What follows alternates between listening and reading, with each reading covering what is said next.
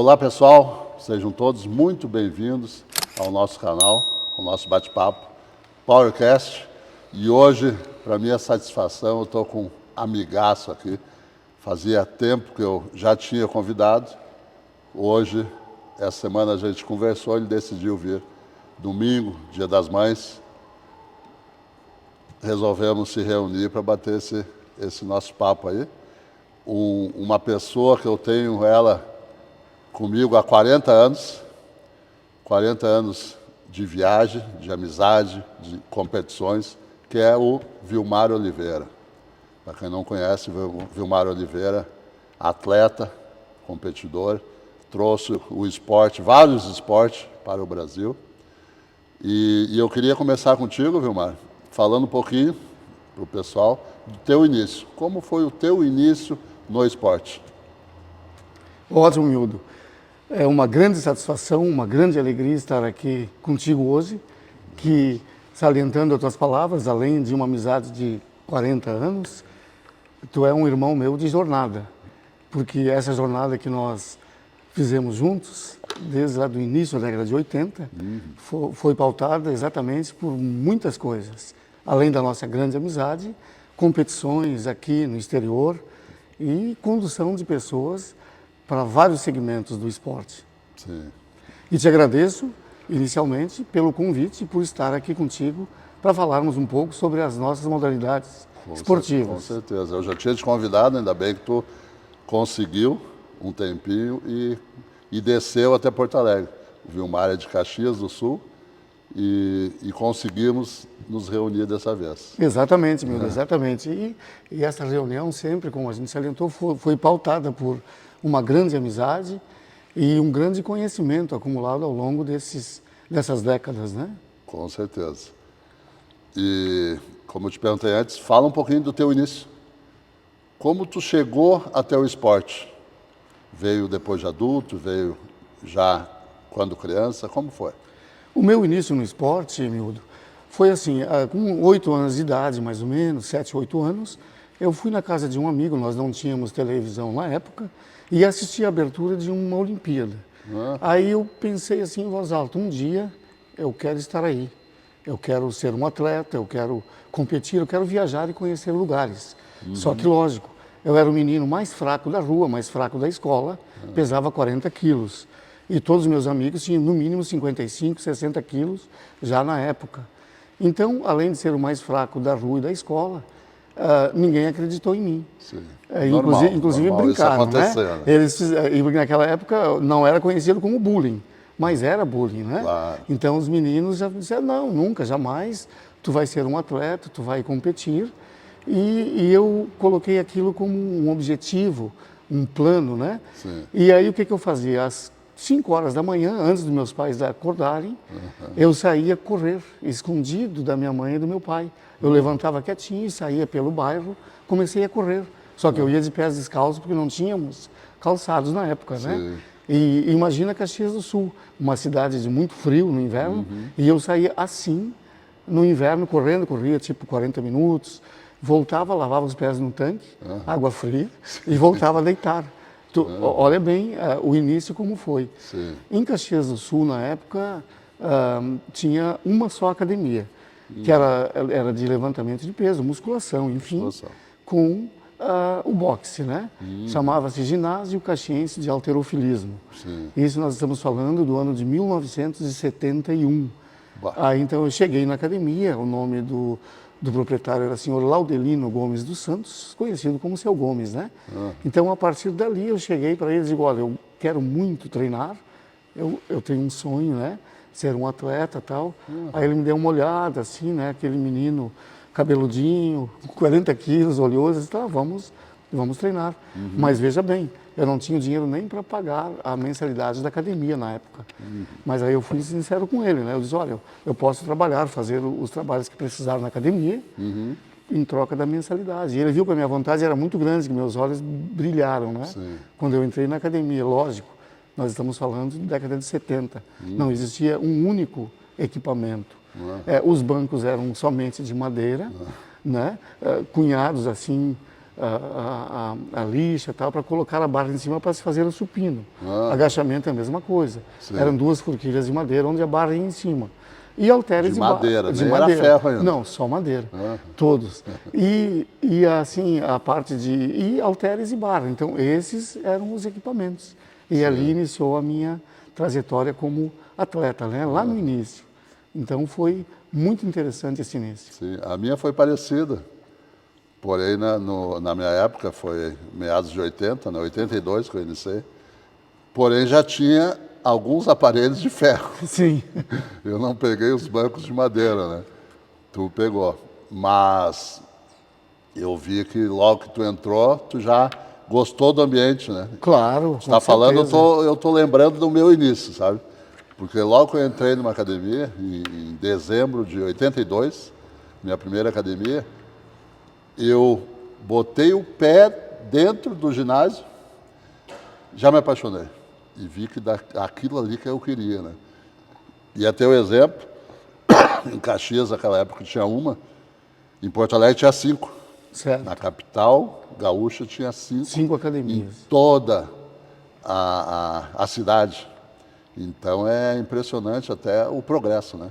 Hoje em dia temos academia em todas as esquinas, né? E sim, e muitas, né? Muitas academias por bairro, né?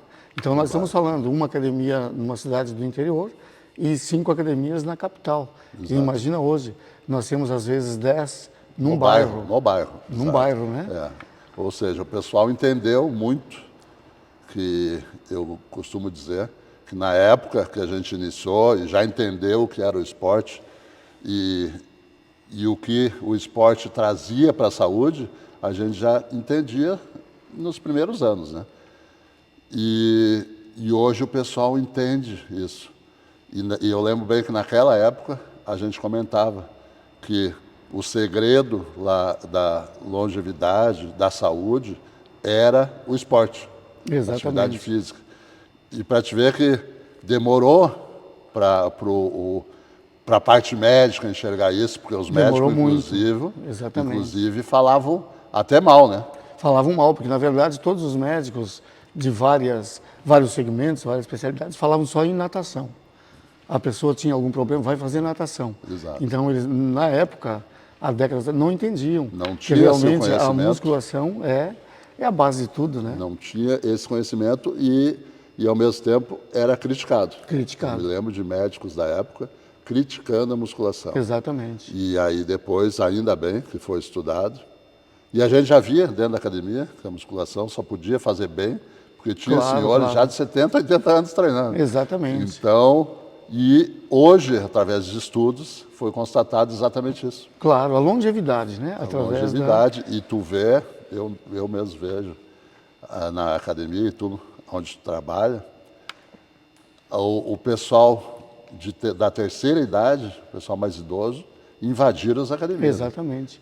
Porque eles souberam, né, através do próprio exemplo deles, da melhoria da qualidade de vida deles, que como é importante essa atividade física, né? E até a parte médica, né? Exatamente. Hoje em dia, qualquer um que vai para o médico indica vá para a academia. Exatamente. E realmente eles vêm e se sentem melhor.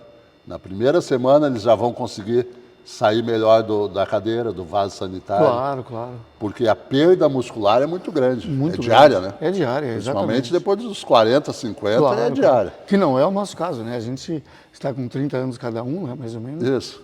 60 os dois juntos, né? Até não falei a idade desse menino aqui, ó. O Vilmar está com 62 anos. E realmente um menino, né? Desde a qualidade da pele.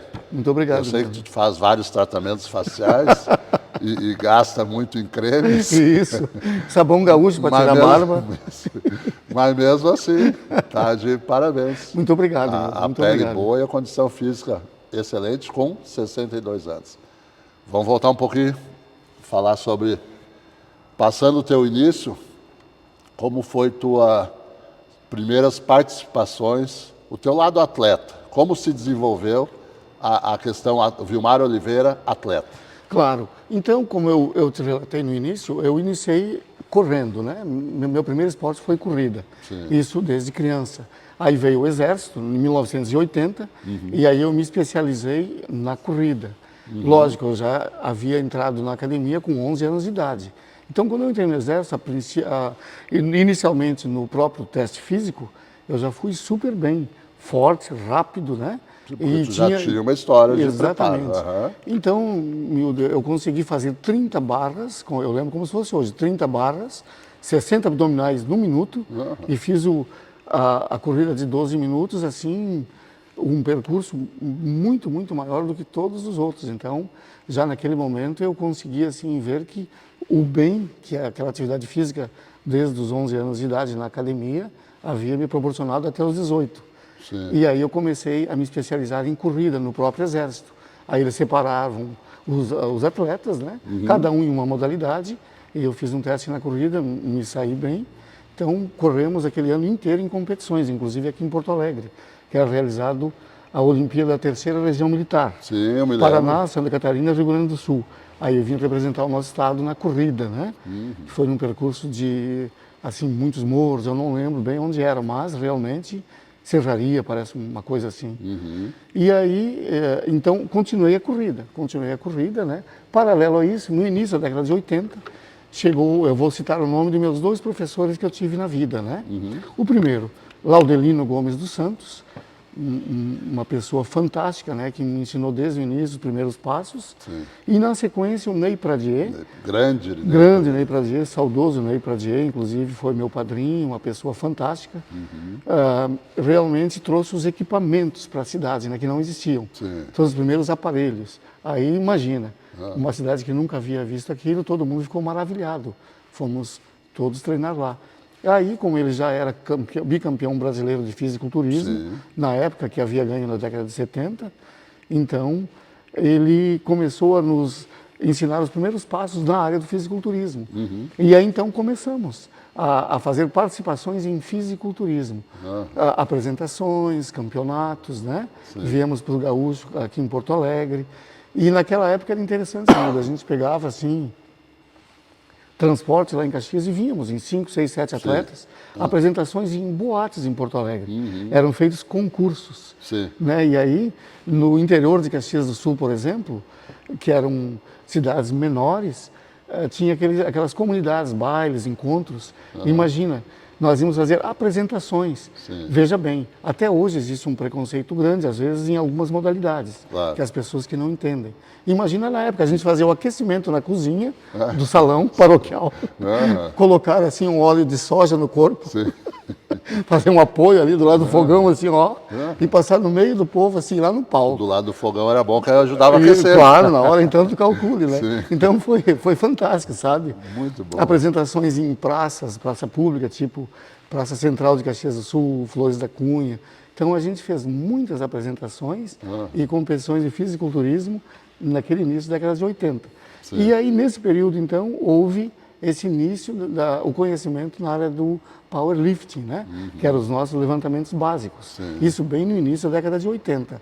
Aí viemos participar de um campeonato aqui, e eu lembro como se fosse hoje. O primeiro campeonato meu, gaúcho, eu já quebrei todos os recordes existentes na minha categoria. Aí eu pensei, puxa vida, eu consegui quebrar os recordes, então eu estou muito forte.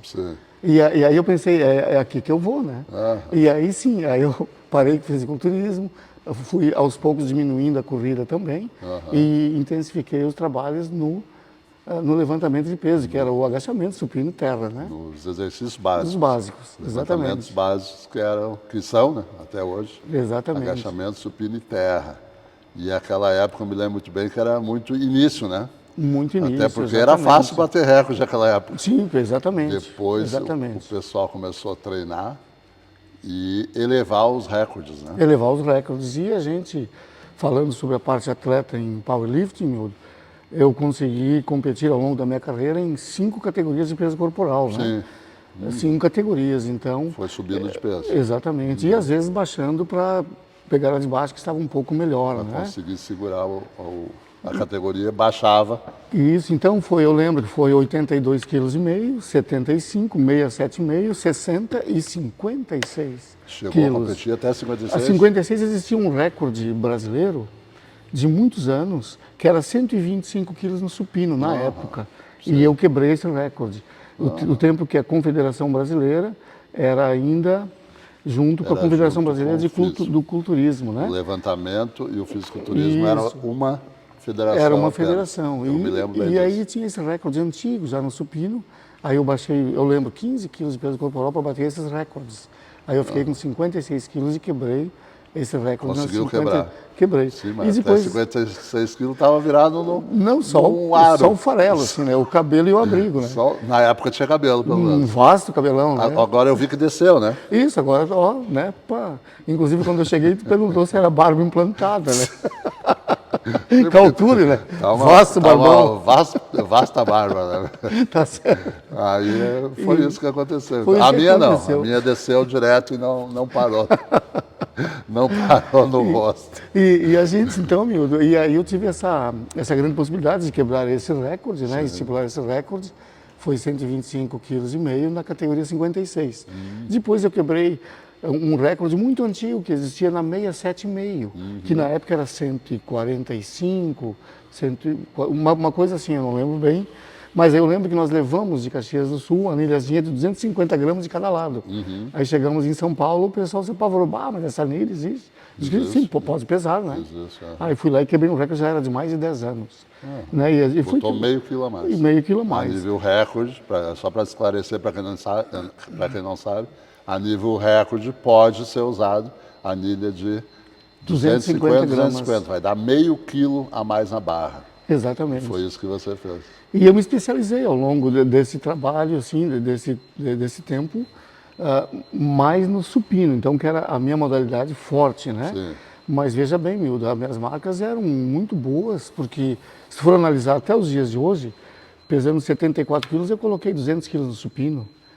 Pesando ótima marca. 74 quilos, eu coloquei 250 no agachamento e 250 no terra. Sim. Então são marcas que, se tu for analisar até hoje, são marcas muito boas, né? Que dá para competir.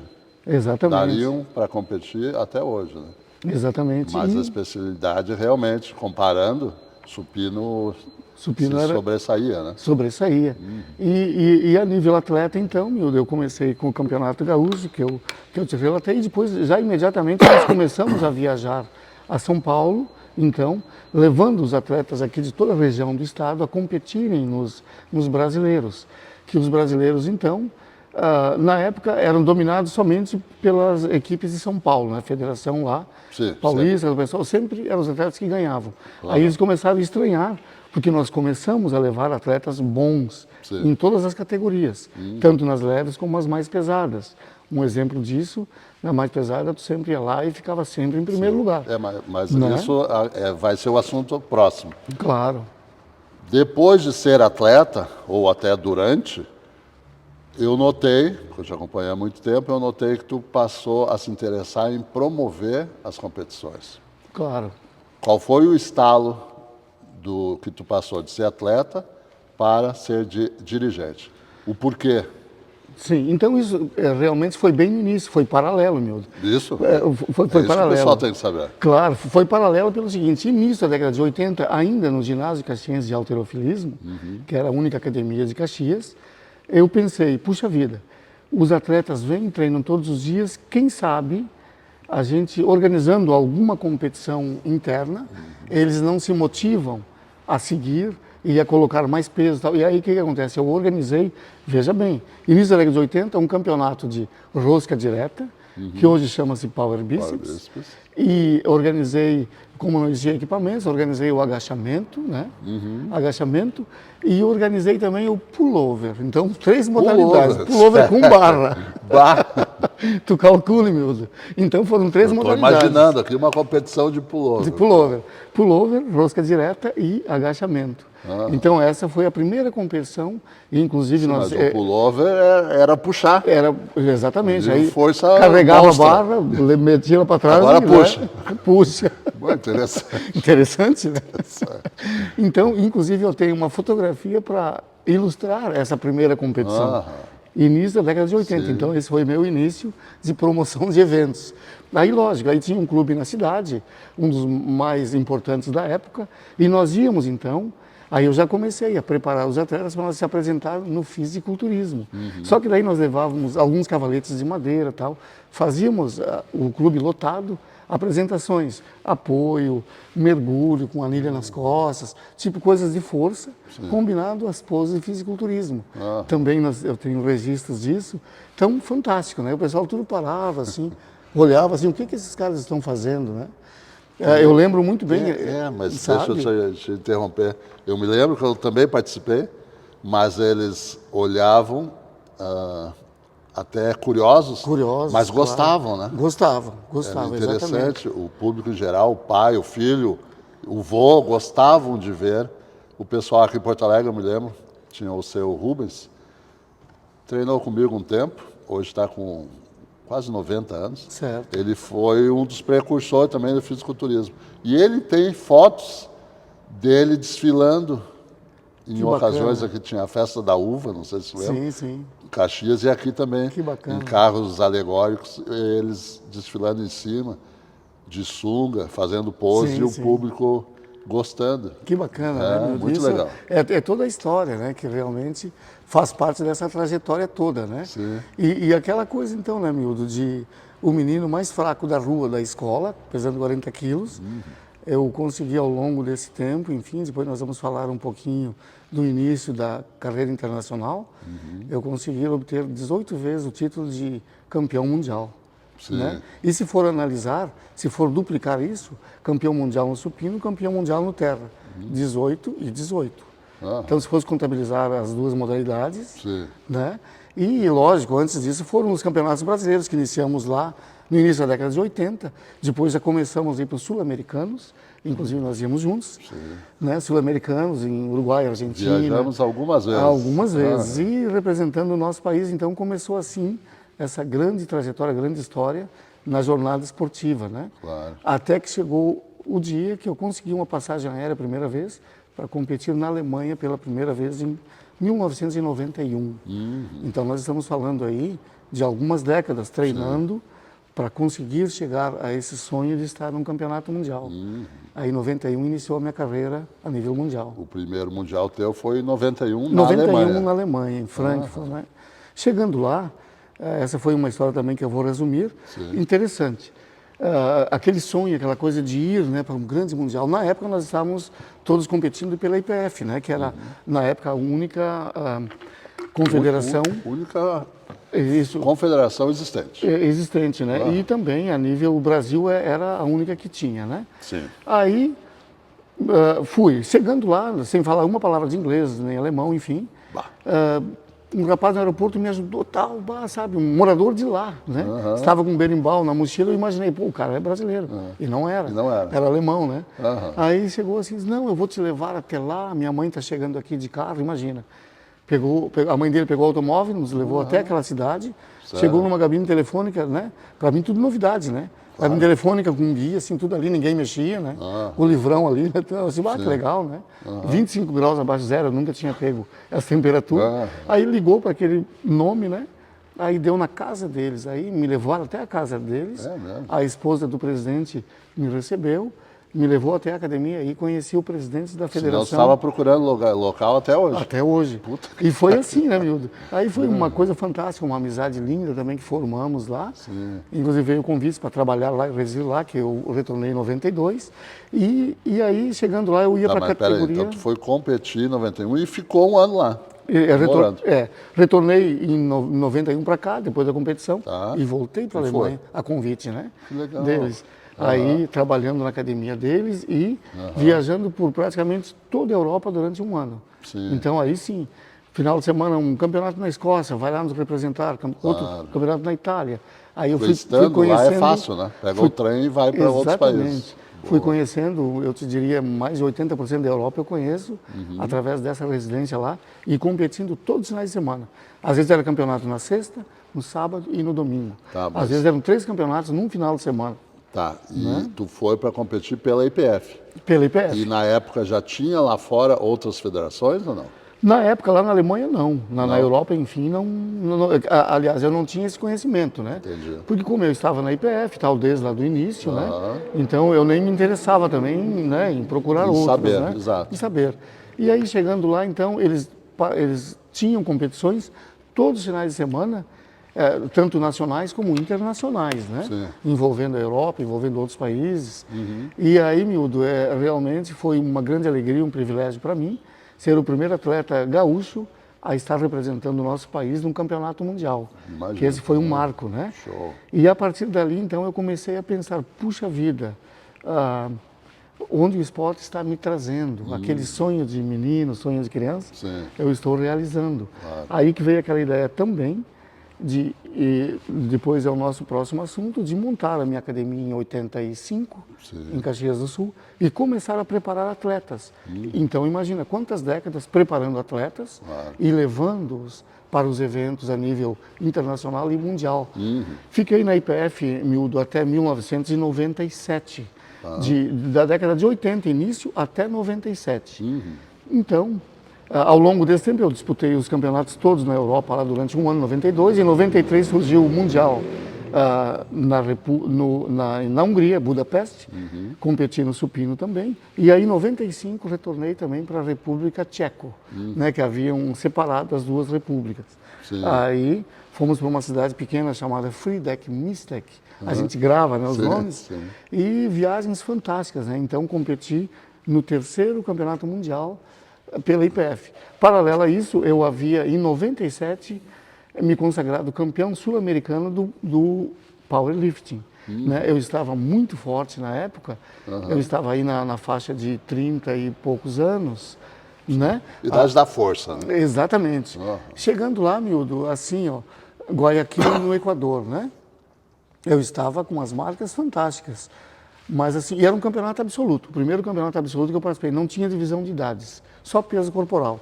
Então eu competia com júniors, com open e com masters, né? Sim. E aí ganhei de todos, Mildo.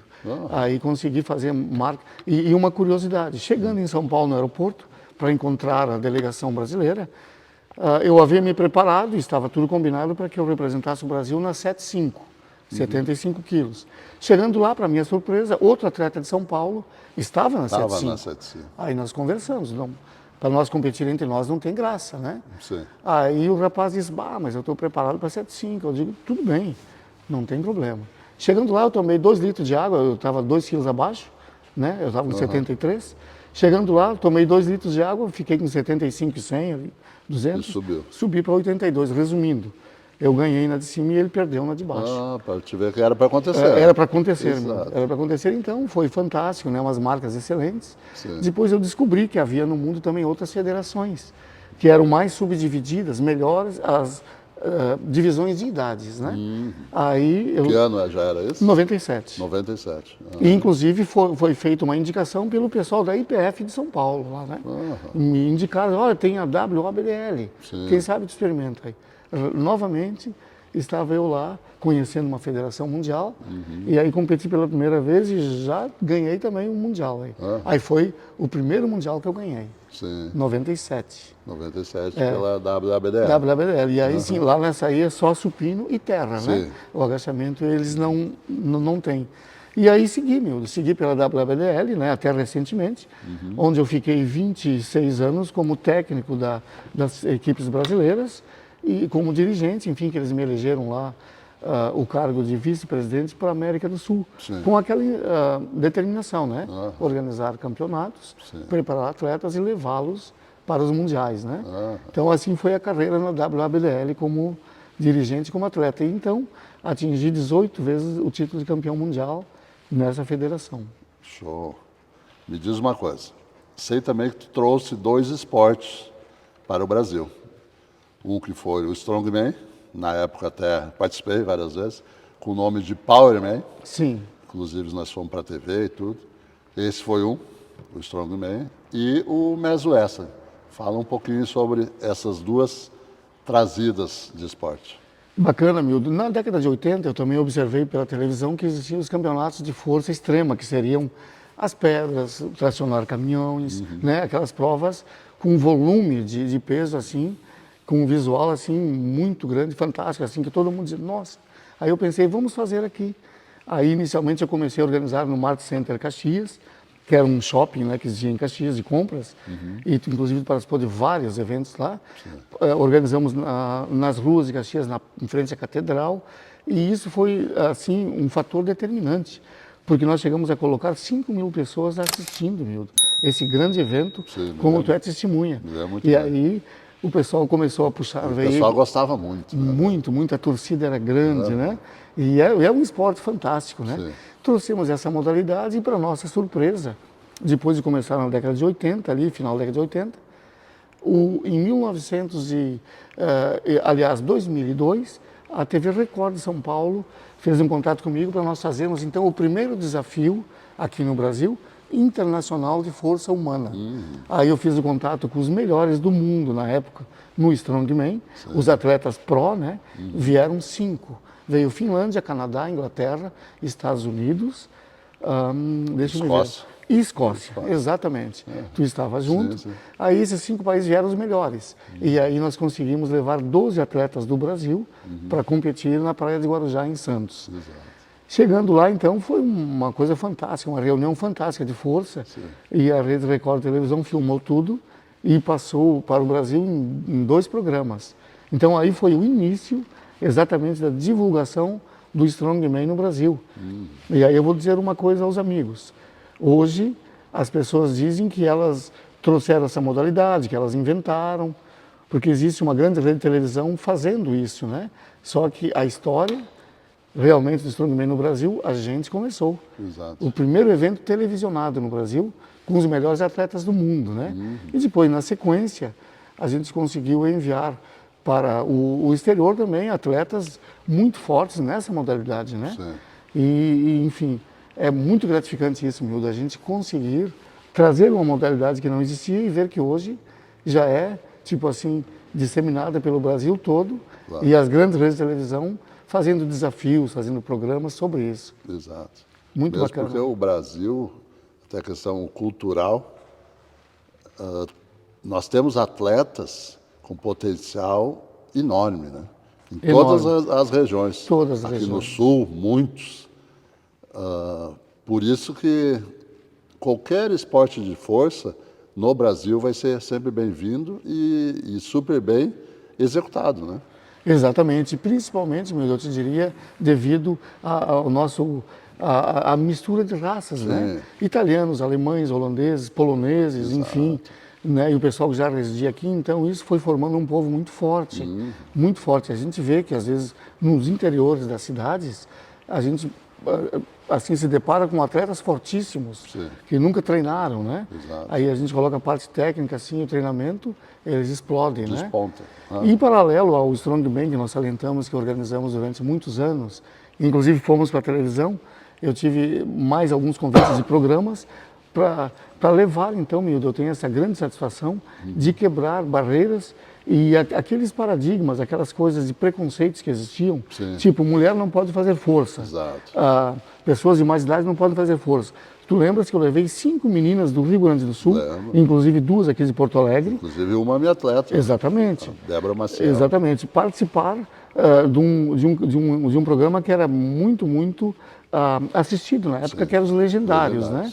E aí era um quadro chamado Minha Esposa é Mais Forte do que Eu.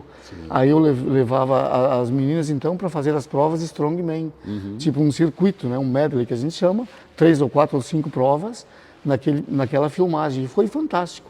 O Brasil inteiro comentou isso. E a aceitação muito boa. A aceitação muito boa. E levei também uma senhora que hoje está com 93 anos, 95 anos. Ela começou comigo aos 71 anos treinando, né? Ou seja, nunca é tarde para começar. Nunca é tarde. Com 71 anos ela começou comigo e nunca havia treinado. Resumindo a trajetória dela, 1 ano depois, aos 72, eu a levei para os Estados Unidos e ela quebrou todos os recordes existentes na categoria dela. Até porque é difícil conseguir atleta nessa idade, né? Para nós aqui, para eles lá não. Estados Unidos e Europa é um dia lotado de atletas. A cultura é um pouquinho diferente, um pouquinho não. É uma cultura enorme de diferença. Enorme, né? E ela, assim, conduzia ela também para muitos programas de televisão. Um exemplo, levei para o programa Super Pop, que existia na época. Não sei se existe ainda, na Rede Record. Então, Chegando lá, eu coloquei um vestido nela, fizemos uma brincadeira. Sim. Um vestidinho, então ela ficou sentada na plateia, assim, com óculos, assim, sabe? Aí apresentaram ela, levantou assim, Se fazendo se fazendo, de né, de veinha, assim, corcundinha. Chegou e aprumou uma barra, assim, com 80 quilos, assim, e no terra, né? Todo mundo, meu Deus, né? O que está acontecendo? Foi fantástico, assim, sabe? Muito bacana.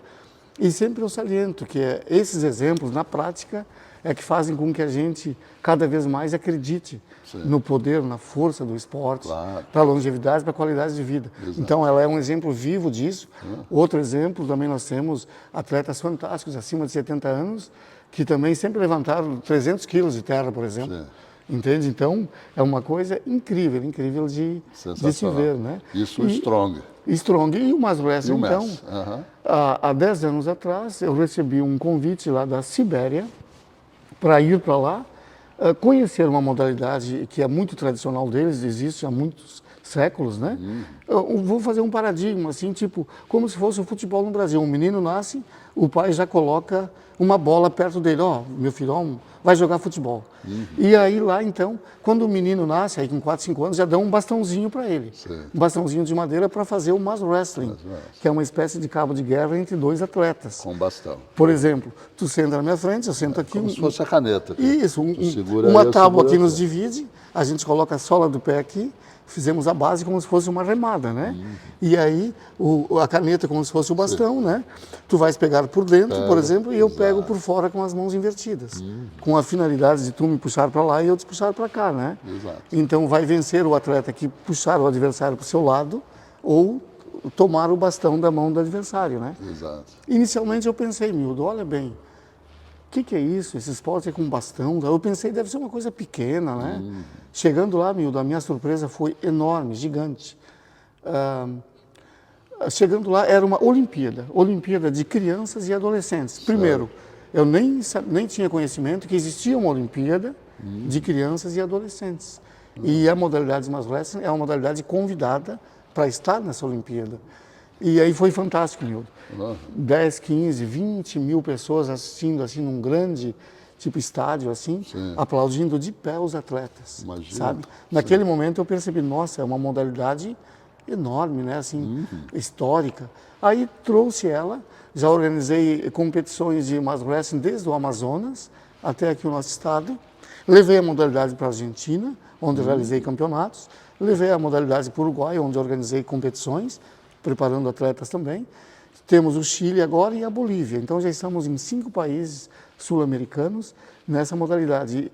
E estou conduzindo atletas para a parte da Rússia, Sibéria, Emirados Árabes, leste da Ásia, por exemplo, há 10 anos. Então eles nos chamam, eu conduzo os atletas, em primeiro lugar para conhecerem esses locais, né, as culturas diferentes, e também participarem desse grande evento.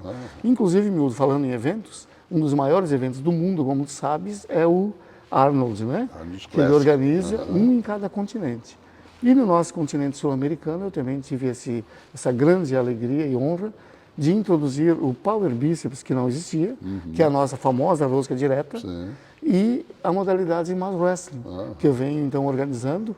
E a cada ano que passa, mais adeptos estão participando dessas duas modalidades. Organizamos agora, recentemente, né? Em abril, esse nosso evento aí. Show, muito show. Em matéria de evento, o Arnold é o maior evento esportivo, eu acho. Exatamente, mundo, né? porque existem todas as modalidades praticamente de força, todas as modalidades aí de dança, enfim, de artes marciais. Eles né? acoplaram praticamente todas as modalidades. Né? Exatamente. O último que eu fui, eu vi uma de cadeirantes até. Bacana, né? Muito interessante. Inclusive feira, né, de todos os esportes, com material equipamentos, equipamentos, suplementação, né? Acoplaram muita coisa junto. Então, muita coisa. Final de semana. Ficou enorme. Um final de semana que tu observa que é 1 milhão de pessoas Exatamente. assistindo, né? Claro. Participando, né?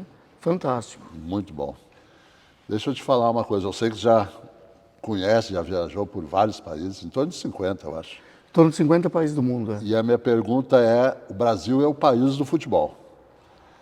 Mas eu vejo, até há pouco se falou sobre o grande evento sobre o Mesoeste e outros esportes, o que falta para o nosso país se desenvolver melhor, não como o futebol, que é praticamente impossível, eu sei, agora desenvolver melhor os outros esportes para dar evidência tanto quanto o futebol. Exatamente, Mildo. Então eu te diria o seguinte, a nível Europa, América do Norte, Ásia, a própria Rússia, o diferencial deles, que eu percebi assim pessoalmente lá, é aquela grande ajuda que eles têm governamental, empresarial e a parte da cultura. Porque lá tu vês, eu tive possibilidade de estar na principal universidade de educação física de Moscou, e lá então eu vi os grandes mestres de cada modalidade dando aula para as crianças, enfim, em todas as modalidades esportivas. Aí eles podendo escolher e ver qual delas eles se adaptam melhor. Sim. E aí saindo dali grandes atletas. Mas isso a partir da pré-escola. Claro. Esse é o grande diferencial. Aqui, como tu sabes muito bem, desde lá do nosso início, que o nosso grande desafio e barreira foi e é a parte de apoio financeiro, para que o atleta consiga realmente treinar, suplementar, comprar o seu equipamento e viajar, o material, né? Então essa sempre foi a nossa grande dificuldade, não só no powerlift, no fisiculturismo, como em várias modalidades, né? Todo esporte, né? Todo esporte. Então, esse é o grande diferencial, Mildo, que realmente, e mesmo assim, veja bem, mesmo assim, eu considero o atleta de alto rendimento, tanto no powerlifting, como no fisiculturismo, como artes marciais, enfim, todos os esportes, heróis. Porque a pessoa enfrenta uma jornada de trabalho, e às vezes, muitas vezes, estuda, e ainda tira aquele tempo para treinar com todas as dificuldades inerentes a isso. Exato. E aí consegue ainda se destacar. Veja bem, quantos atletas campeões... E a maioria desses que trabalham o dia todo, têm dificuldades imensas, são os campeões. Exatamente. Né? Porque eu vejo que o favorecido geneticamente não é tão empenhado quanto o desfavorecido. Com certeza. E esse que não nasceu abençoado, fisicamente falando, sim, ele passa por mais dificuldade e consegue ser campeão.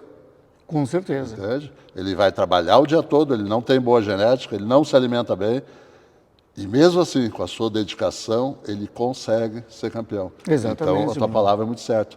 Esse pessoal são os verdadeiros heróis. São os verdadeiros heróis, então, de parabéns. Porque realmente a grande maioria, 98%, 99%, não tem salário disso, advindo dessa modalidade, né? Pelo contrário, eles têm que pagar desde a mensalidade da academia até a sua suplementação, alimentação, viagens, tudo, né?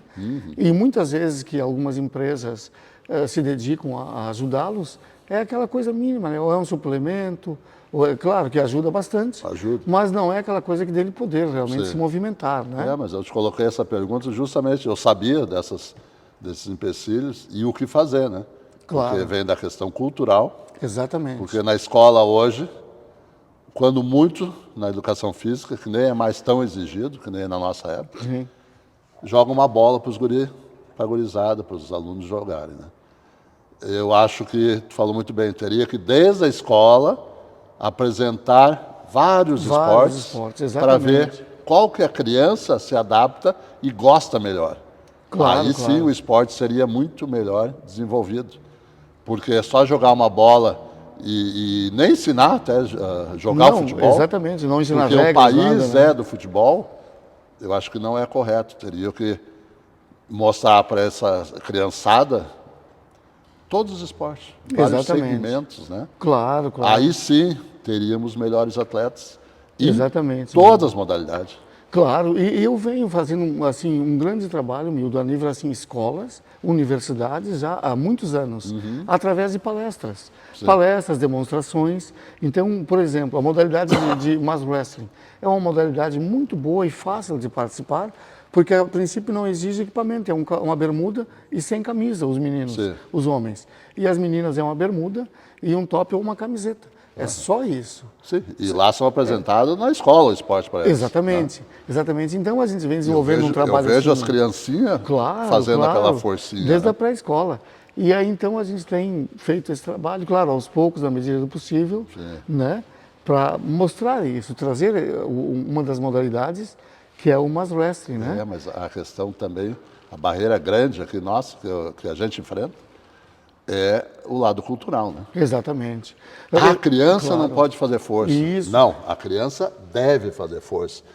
Mesmo porque se a criança não fizer força, esportes de força, entre os 7 e os 13 anos, ele não vai ser um adulto forte. Exatamente. Isso estudos comprovam. Então, essa cultura errada que o esporte prejudica o crescimento, por exemplo, isso é uma coisa absurda, que ainda professores de musculação, de educação física, muitos têm essa cultura ainda, entendeu? Pelo contrário, quanto mais a criança se exercitar, mais ela vai se desenvolver. Exatamente, em todas as áreas, né? Inclusive, Milton, esse assunto sobre a parte cultural, veja bem, as grandes barreiras que tínhamos e ainda temos a nível de preconceitos. Em Caxias do Sul, na época, eu organizei a primeira equipe, veja bem, de levantamento de peso feminina, uma das primeiras do estado. Sim. Combinado com algumas atletas aqui de Porto Alegre, nós éramos os únicos a termos mulheres de todas as idades competindo na Até força. então era Né? Só os homens. E aí, quando nós levávamos as mulheres se apresentar ou competir, nossa, todo mulher mundo fazendo força. assustava, né? Dizia, não, mulher não pode, Eu me lembro. tem que ir para dança, tem que ir para... Né? Então começamos assim, a quebrar barreiras e todos esses tabus que existiam, né? Sim. A partir de fazer, na prática, né? Fisiculturismo, ninguém conhecia, nós íamos na praça. Nós íamos nos clubes, né? Tem que mostrar, né? Comunitários, né? Mostrar. Claro. E através disso, lógico, aí as pessoas vão vendo, vão sabendo, vão sentindo que realmente é bom, que é bacana. Aí quando elas começarem a entender que os esportes de força, a musculação como uma base de todos os outros, Todo esporte. ela vai ajudar aquele senhor que não consegue subir uma escada com as sacolinhas do mercado a subir melhor. Exato. Vai ajudar aquela pessoa a conseguir trocar um botijão de gás em casa. Então é para isso que serve, é para o dia a dia. Aqui nós falamos sobre atletas de alto rendimento, mas a musculação ela é importante para tudo. Para tudo. Pra Além tudo, de ser né? a base de todo esporte, Exatamente. ela ajuda muito o dia a dia do O dia a pessoal. dia da pessoa, né? Porque a qualidade de vida de uma pessoa, por exemplo, nós estávamos falando isso anteriormente, sobre as faixas etárias. Sim. Às vezes tu se depara com uma pessoa da tua idade ou da minha idade que não mantém uma atividade física ou não mantém bons hábitos alimentares, tipo, não fuma, não bebe, essas coisas. E aí realmente tu faz só um comparativo, é uma coisa assim, é um abismo, a diferença que existe. Muito grande. Muito grande, muito grande, Milton. Eu vejo que o pessoal de mais idade está sem força para caminhar, né? Exatamente. Não tem O pessoal mais força arrasta pela- as pernas, né? Pela, literalmente, perda muscular e óssea, né? E óssea, O osso exatamente. vai ficando frágil, qualquer queda, o pessoal que está Claro. caindo seguido por causa de falta de força no músculo. Claro, e não E tem as força, não quedas vai ter causam- equilíbrio. Né? E as quedas causam, por causa do osso frágil, os quebramentos, né? Claro, Aí começa claro. o problema disso, problema daquilo, que poderia ser muito bem evitado com reforço muscular. Exatamente. E a pessoa quando quebra assim, um fêmur, uma fratura em joelho, quadril, tornozelo, principalmente nessa faixa etária, dificilmente eles vão se recuperar 100%. Dificilmente. Aí vão ficar com aquelas sequelas, né, Milton, da qualidade de vida assim prejudicada, né? Com certeza.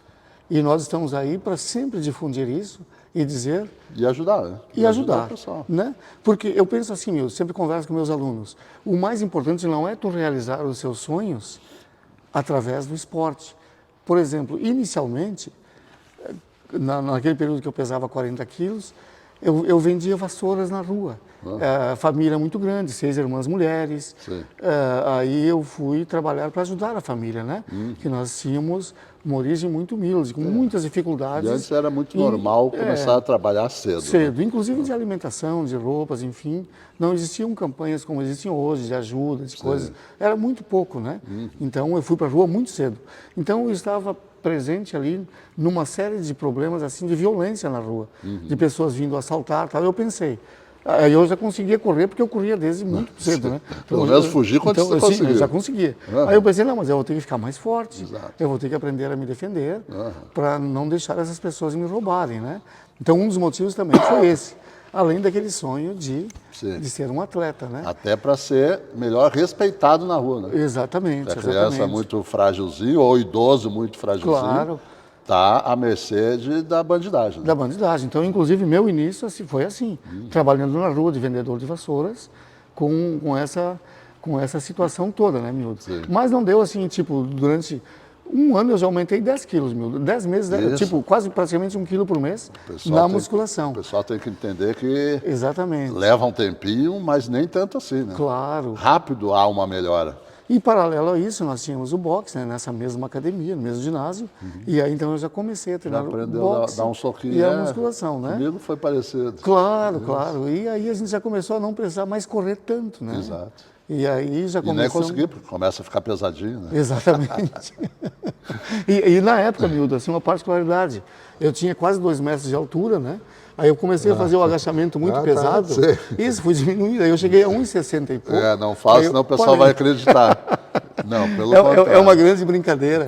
Porque esse é o assunto que nós falamos antes, que as pessoas sempre dizem assim, nossa, não vai crescer, tal. Não, isso pelo contrário. Assim, é um mito, eu né? mesmo comecei a agachar muito cedo. E sim, imagina. Espichei muito, foi quase até 2 metros. Tá certo. Provando que Claro, claro. não interrompe. E a gente brinca aqui sobre esses tabus, essas coisas, mas realmente sempre houveram essas lendas, né? Sempre. Essas lendas. E a minha surpresa, quando eu estive na Europa a primeira vez, um dia dedicado só às crianças e adolescentes competindo. 9 anos, 10 anos, 11 anos, tudo categoria chama-se teen, né? Até hoje. Então, a primeira categoria lá, ainda hoje, nos Estados Unidos é 11 anos de idade. Mas tem crianças com menos, 10 anos, 9 anos, competindo oficialmente. A minha filha competiu com 6 né? anos. Isso, exatamente. Então a gente, né, Mildo, vê que isso realmente são lendas, né? Sim. Lendas e que não tem fundamento científico nenhum. Aí as pessoas, a partir do momento que os cientistas, os médicos começaram Não tem a científico, estudar, mas a gente prova e mostra na prática, né? desde lá de trás. Exato. E agora eles ficaram sabendo que realmente, vamos estudar isso. Viram que tem E fundamento. constataram. A diferença é essa. Nós já tínhamos visto na prática e eles viram agora através do estudo. Né? Exatamente, Mildo. E assim, Mildo, para ilustrar essa parte do benefício que a musculação faz para as pessoas, eu fui a primeira pessoa que consegui levar uma equipe de cadeirantes e pessoas que não se locomoviam bem, pessoas com algum tipo de deficiência, e formei uma equipe com eles de 12 a 15 atletas. Eu me lembro. Treinei durante muitos anos esses atletas e conduzia eles para várias cidades do estado e do país competindo no supino, né? Então, em primeiro lugar, Amildo, tu ajuda as pessoas tirando elas de casa, fazendo aquele convívio social na academia e conduzindo elas para as competições, para elas se sentirem fortes e sentirem que elas são capazes também. Sim. Então, olha o bem mental que estamos fazendo. Exatamente. Então, isso já na prática, desde décadas atrás, miúdo, sem redes sociais, sem mídia, sem mostrar esse trabalho para as pessoas, é uma coisa que sempre me fez muito bem a nível assim de poder ajudar as pessoas. Engrandece a alma. Engrandece, porque nós Com sabemos certeza. que tu não pode fazer nada, miúdo, isso a gente vai aprendendo com a maturidade, que você não pode fazer nada esperando a gratidão de ninguém, ou esperando também reconhecimento. Perfeito. Tu tens que fazer para realmente se sentir bem e fazer o teu melhor para ajudar aquela pessoa naquele momento. E realmente nos sentimos, né? Depois de uma ação assim, é maravilhoso. Exatamente, meu. Deixa eu te falar sobre outro assunto. Você tinha um programa na TV de Caxias, que é a Força que Vem de Esporte, que na pandemia foi interrompido. Isso. Como foi idealizado, quem idealizou, e se existe alguma ideia, alguma probabilidade de voltar a ter esse programa? Claro, claro. Então, esse programa eu recebi um convite do diretor da TV Caxias, né? Que realmente ele disse assim, olha, Vilmar, a gente não tem um programa de esportes variados. Nós temos em todos os canais de televisão fechado e aberto, só futebol. Hoje em dia, tu liga uma TV, por exemplo, e tu tens ali, tanto TV paga como TV aberta, 50 comentaristas de televisão, de futebol. De futebol. Na verdade, né? Analisando e relatando assim, detalhe por detalhe de cada partida, cada time, enfim. E não tínhamos nada. Aí o que acontece, Mildo? Aí eu fui o produtor desse programa, eu captava as pessoas, fazia as matérias, enfim, e apresentava o programa. Sempre com aquela falta também, aquele dificuldade de apoio, de patrocínio, né? E fizemos esse programa durante um ano, mais ou menos, e com a ideia agora de retornar, né? A Força Vem do Esporte é um programa que eu procurei levar médicos, procurei levar fisioterapeutas, nutricionistas, atletas de artes marciais, atletas de força, atletas de dança, enfim, para mostrar realmente a importância do esporte na vida das pessoas, né? E foi fantástico. A gente ainda está com planos de esse ano, 2023, retornarmos com esse programa. E vamos voltar. Tomara que volte. E tu é um dos nossos convidados, porque desde lá de trás a gente convidou e não teve a possibilidade de tu participar, né? Porque daí entrou a pandemia, né? Exatamente. Aí a gente não conseguiu se deslocar até lá. Mas voltando, eu te prometo, tá? Com certeza, aí nós vamos falar sobre... Eu subo a serra e vamos conversar. E vamos divulgar esse...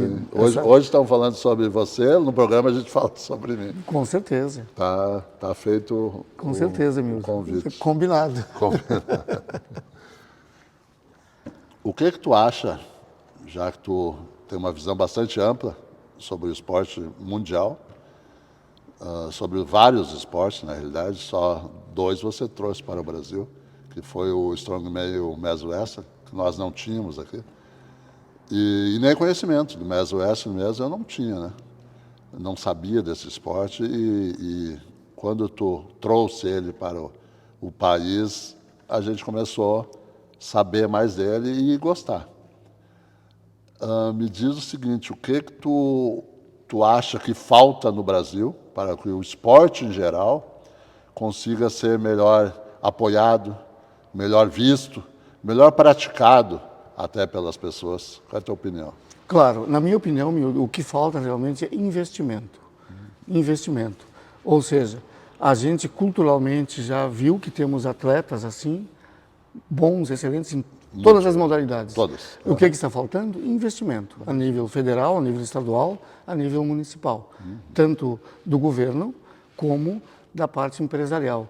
Ou seja, a imagem de um campeão, tanto faz estadual, nacional ou internacional, aliando ao seu produto, à sua empresa, sempre vai ser algo positivo. Sempre. E é isso que a grande maioria dos empresários ainda não percebeu, né? Não tiveram essa visão. Essa imagem de superação, essa imagem de longevidade, de qualidade de vida, que pode ser usada a nível de divulgação para o seu produto também. E até para os seus funcionários, a nível... Exatamente.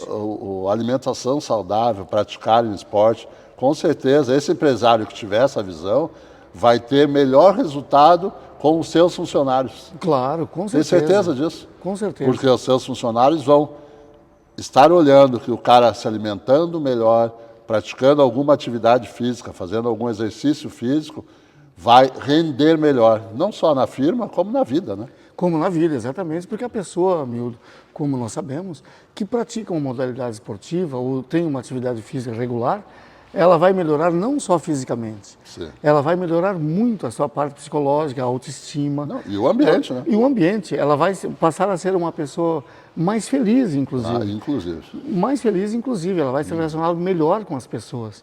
Por que eu digo isso? Porque a gente, Mildo, ao longo do nosso trabalho como professor de academia, a gente percebe a melhora nas pessoas, desde a infância e adolescência, e a parte mais de terceira idade também. E o mais bacana é que eles voltam depois de um tempo e te falam isso, né? E falam isso. Para mim, me falam toda semana, eu estou melhor nisso, estou melhor naquilo. Exatamente. Estou melhor na minha condição mental, ainda mais hoje em dia, né? E depois da pandemia também. Claro que as pessoas se confinaram, né? Se confinaram, ficaram tristes. E foi muito prejudicial mentalmente, né? Problemas de angústia, depressão, ansiedade, aumentou muito depois da pandemia. Exatamente. E agora, ainda bem que o pessoal viu que o exercício físico é de suma importância. Nós estávamos falando há pouco sobre isso. Exatamente. Antes da pandemia, o pessoal já estava começando a enxergar, mas depois da pandemia, teve um boom nas academias, nos parques.